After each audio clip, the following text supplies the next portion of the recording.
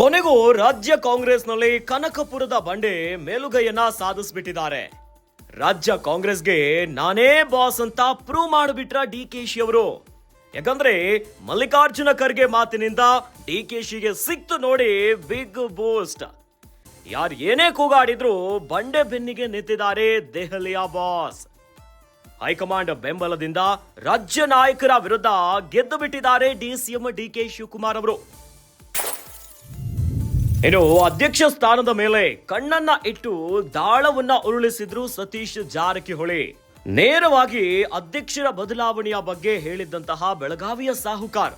ಆದ್ರೆ high command level ನಲ್ಲಿ DK Shivakumar ಅವರು ವರ್ಕೌಟ್ ಅನ್ನ ಮಾಡಿದ್ದಾರೆ. ಡಿಕೆಶಿ ತಂತ್ರಗಾರಿಕೆಯ ಮುಂದೆ ವಿರೋಧಿಗಳ ಪ್ಲಾನ್ಗಳು ಉಡೀಸಾಗ್ಬಿಟ್ಟಿದೆ ನೋಡಿ. ಮಲ್ಲಿಕಾರ್ಜುನ ಖರ್ಗೆ ಅವರ ಹೇಳಿಕೆಯಿಂದ ಎಲ್ಲವೂ ಕೂಡ ಉಲ್ಟಾ ಪುಲ್ಟಾ ಆಗಿಬಿಟ್ಟಿದೆ. ಹೀಗಾಗಿ ಕೈ ಆಂತರಿಕ ಕಲಹದಲ್ಲಿ ಮತ್ತೊಮ್ಮೆ ಡಿಕೆಶಿಗೆ ಜಯ ಸಿಕ್ಕಂತಾಗಿದೆ. ರಾಜ್ಯ ಕಾಂಗ್ರೆಸ್ನಲ್ಲಿ ನಾಯಕತ್ವ ಬದಲಾವಣೆಯ ಕುರಿತು ಹೇಳಿಕೆಗಳಿಂದ ಕೆಂಡಾಮಂಡಲ ಆಗಿಬಿಟ್ಟಿದ್ದಾರೆ ಎಐಸಿಸಿ ಅಧ್ಯಕ್ಷರಾಗಿರುವಂತಹ ಮಲ್ಲಿಕಾರ್ಜುನ ಖರ್ಗೆ ಅವರು. ಅಂದ್ರೆ ನೇರವಾಗಿನೇ ಅಧ್ಯಕ್ಷರು ಖಡಕ್ ವಾರ್ನಿಂಗ್ ಅನ್ನ ಕೊಟ್ಟು ಬಿಟ್ಟಿದ್ದಾರೆ. ಎಲ್ಲರೂ ಕೂಡ ಬಾಯಿ ಮುಚ್ಚಿಕೊಂಡು ಸುಮ್ಮನಿರಬೇಕು.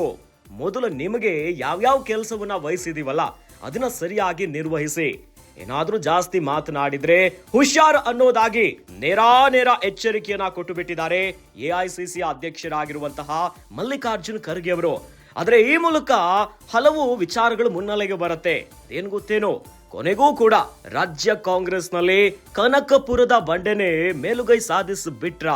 ಅಂದ್ರೆ ರಾಜ್ಯ ಕಾಂಗ್ರೆಸ್ಗೆ ನಾನೇ ಬಾಸ್ ಅಂತ ಡಿಕೆ ಶಿವಕುಮಾರ್ ಅವರು ಪ್ರೂವ್ ಮಾಡಿಬಿಟ್ರ. ಯಾಕಂದ್ರೆ ಮಲ್ಲಿಕಾರ್ಜುನ ಖರ್ಗೆ ಅವರ ಮಾತಿನಿಂದಾಗಿ ಡಿಕೆ ಶಿವಕುಮಾರ್ ಅವರಿಗೆ ಒಂದು ಬೂಸ್ಟ್ ಸಿಕ್ಕಿಬಿಟ್ಟಿದೆ. ಕೈಪಾಳ್ಯದಲ್ಲೇ ಸಾಕಷ್ಟು ಅಸಮಾಧಾನ ಇತ್ತು. ಅಧ್ಯಕ್ಷರ ಸ್ಥಾನ, ಕೆಪಿಸಿಸಿ ಅಧ್ಯಕ್ಷ ಸ್ಥಾನ ಬದಲಾವಣೆ ಆಗಬೇಕೆನ್ನುವಂತಹ ದೊಡ್ಡ ಮಟ್ಟದ ಒಂದು ಮಾತುಗಳು ಕೇಳಿ ಬರ್ತಾ ಇತ್ತು. ಇವೆಲ್ಲದಕ್ಕೂ ಕೂಡ ಈಗ ಬ್ರೇಕ್ ಬಿದ್ದಂತಾಗಿದೆ. ಅಂದ್ರೆ ಅಧ್ಯಕ್ಷರೇ ಫುಲ್ ಗರಂ ಆಗಿಬಿಟ್ಟಿದ್ದಾರೆ. ಅಂದ್ರೆ ಕಾಂಗ್ರೆಸ್ಸಿನ ಯಾವ ಸಚಿವರು, ಪ್ರಭಾವಿ ನಾಯಕರು ಯಾವುದೇ ರೀತಿಯಾದಂತಹ ಧ್ವನಿ ಎತ್ತಿದ್ರು ಕೂಡ ದೆಹಲಿಯ ನಾಯಕರ ಕಂಪ್ಲೀಟ್ ಸಪೋರ್ಟ್ ಡಿಕೆ ಶಿವಕುಮಾರ್ ಅವರ ಮೇಲೆ ಇದ್ದಂತೆ ಕಾಣಿಸ್ತಾ ಇದೆ. ಈಗ ಉದಾಹರಣೆಯಂತೆ ಎಐಸಿಸಿ ಅಧ್ಯಕ್ಷರಾಗಿರುವಂತಹ ಮಲ್ಲಿಕಾರ್ಜುನ್ ಖರ್ಗೆ ಅವರು ಯಾವುದೇ ರೀತಿಯಾದಂತಹ ಹೇಳಿಕೆಗಳನ್ನ ಕೊಡಬಾರದು, ಬಾಯಿ ಮುಚ್ಕೊಂಡಿರಿ ಅಂತ ಕಂಪ್ಲೀಟ್ ಗರಂ ಆಗಿಬಿಟ್ಟಿದ್ದಾರೆ. ಅಂದ್ರೆ ಅಧ್ಯಕ್ಷ ಸ್ಥಾನದ ಮೇಲೆ ಸತೀಶ್ ಜಾರಕಿಹೊಳಿ ಅವರು ಕಣ್ಣನ್ನ ಇಟ್ಟಿದ್ರು. ಆ ರೇಸ್ ನಲ್ಲಿ ಅವರು ಕೂಡ ಎಂಟ್ರಿ ಆಗಿಬಿಟ್ಟಿದ್ರು.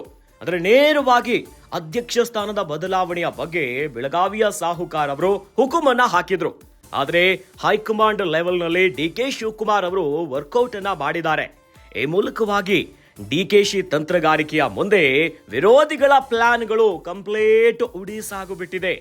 ಮಲ್ಲಿಕಾರ್ಜುನ್ ಖರ್ಗೆ ಅವರ ಹೇಳಿಕೆಯಿಂದ ಎಲ್ಲವೂ ರಾಜಕೀಯವಾಗಿ ಕಾಂಗ್ರೆಸ್ನಲ್ಲಿ ಉಲ್ಟಾ ಪುಲ್ಟಾ ಆದಂತೆ ಕಾಣಿಸ್ತಾ ಇದೆ. ಹೀಗಾಗಿನೇ ಕೈ ಆಂತರಿಕ ಕಲಹದಲ್ಲಿ ಮತ್ತೊಮ್ಮೆ ಡಿಕೆ ಶಿವಕುಮಾರ್ ಅವರಿಗೆ ಜಯ ಸಿಕ್ಕಂತಾಗಿದೆ.